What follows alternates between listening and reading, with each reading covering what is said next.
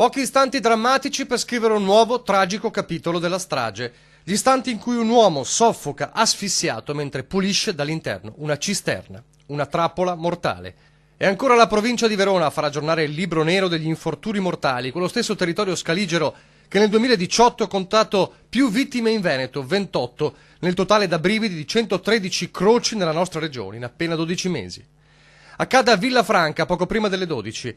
In via Pasubio, SUEM e Vigili del Fuoco vengono allertati per la presenza di un autotrasportatore privo di sensi all'interno di una cisterna adibita al trasporto di granulati.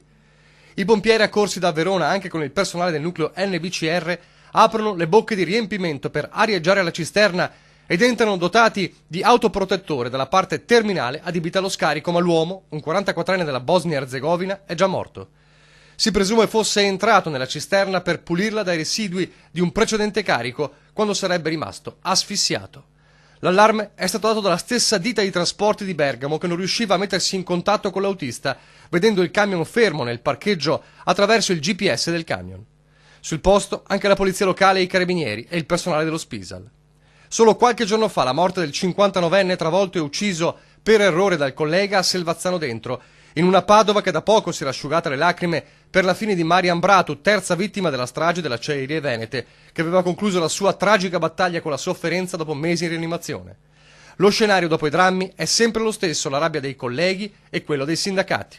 È una guerra perché adesso uno che si sveglia la mattina per andare al lavoro e non fa ritorno a casa la sera è un dato assolutamente che non può essere preso come un dato normale, come una possibilità. La richiesta, nel Veneto che ormai conta 115 vittime, con oggi, in testa a Verona, poi Padova, Treviso e Venezia, senza dimenticare gli infortuni che non uccidono ma rendono invalidi molti lavoratori, resta una: aggiornare nei fatti, concretamente, quel tavolo in regione sulla sicurezza del lavoro lanciato mesi fa con un accordo scritto a Venezia.